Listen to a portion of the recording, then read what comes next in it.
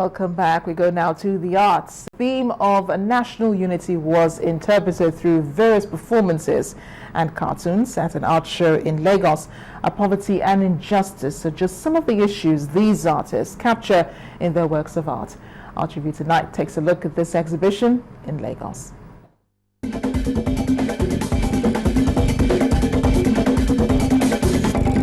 When you get tired of hearing your own name, then we'll change our story.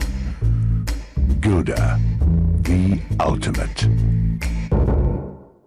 The F's Club in Lagos has joined the band of art enthusiasts anxious to encourage and support the young creative mind to grow by giving them a platform to display their skills. And this event was indeed a feast of all sorts of art, interpreting the theme of national unity. We are trying to encourage arts, generally, within this environment, and to introduce our members, who are not either too well-versed, in this, to know and to understand better about the arts. We believe that art is life, and that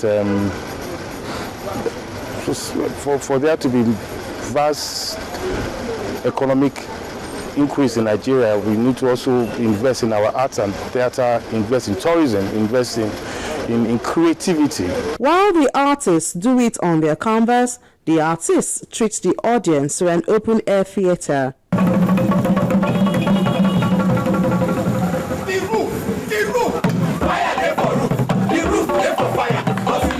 Pause that musical performance a little and turn to the visual art. Intriguing cartoons greet you from outside.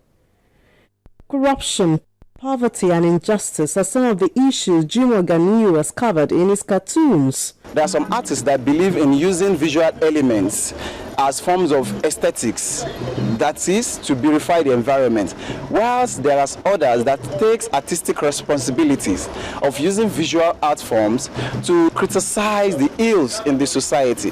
The corruption-themed pieces have works such as Objection Overruled. A judge yells at the defense counsel and insists that he just said objection overruled.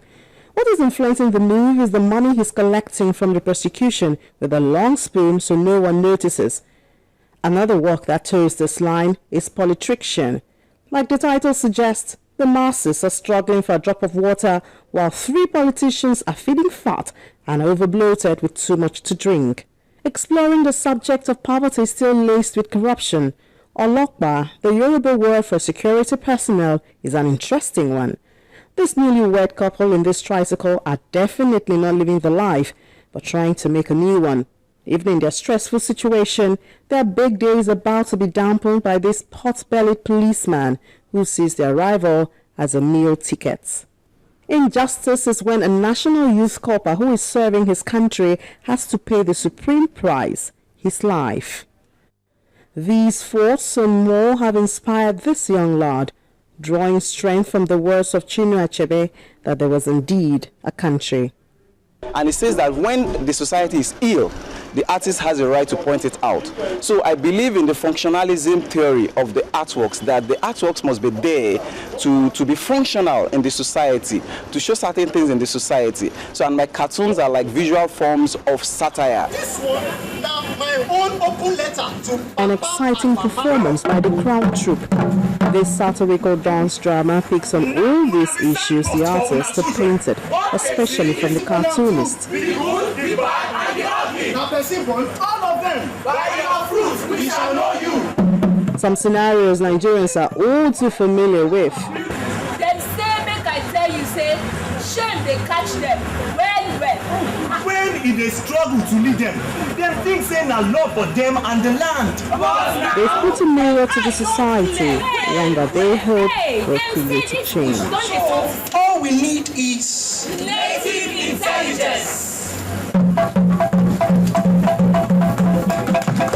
When you get tired of hearing your own name, then we'll change our story. Gilda, the ultimate.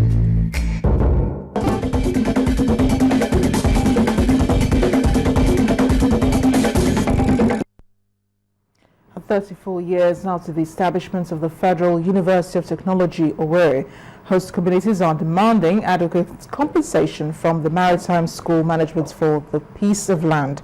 They're accusing the University Authority of being insensitive to their plight as host communities after giving out over 4,000 hectares of land to the university. This is coming just as youth from the communities allegedly attacked the university premises, damaging property worth millions of naira.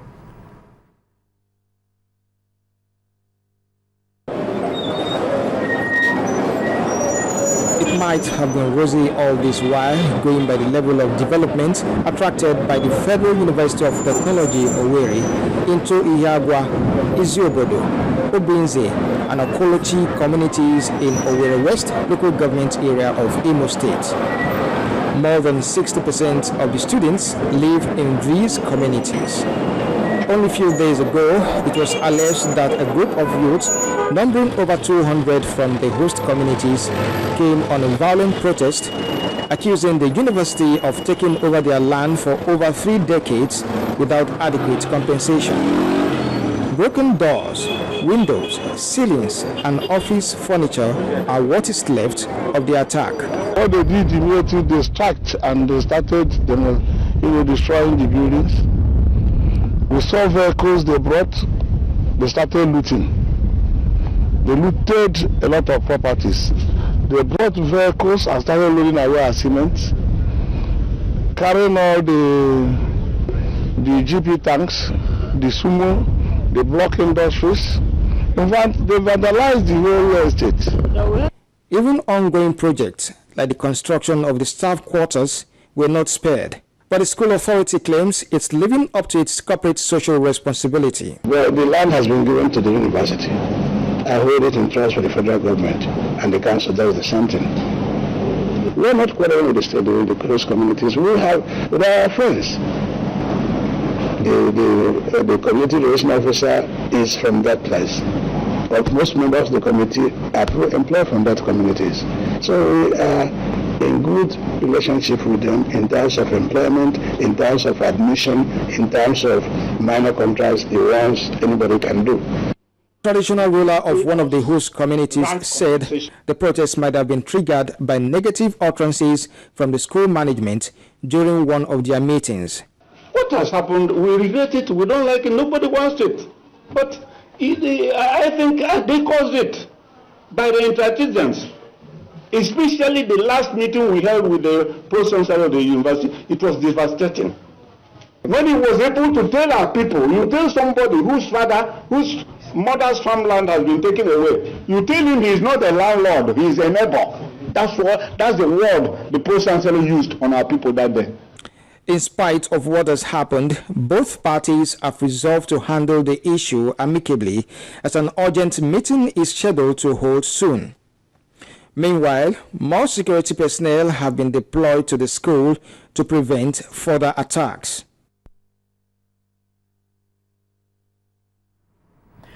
To the issue with health personnel, now the federal and state governments have been advised to address the healthcare needs of Nigerians by developing healthcare facilities across the country.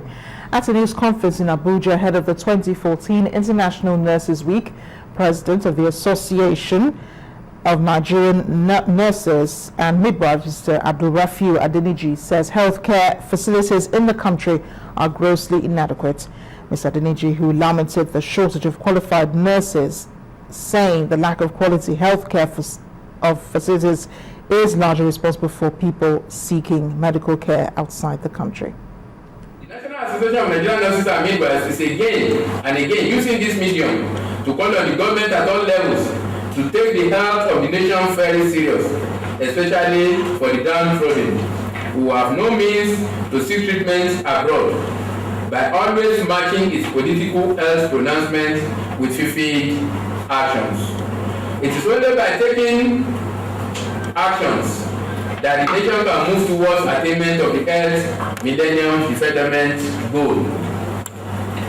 The association leadership is also concerned about the lip service the federal ministry, the federal government is paying to the issue of medical tourism, To them, the solution of medical tourism is in appointment of Surgeon General, even when such is not needed in Nigeria.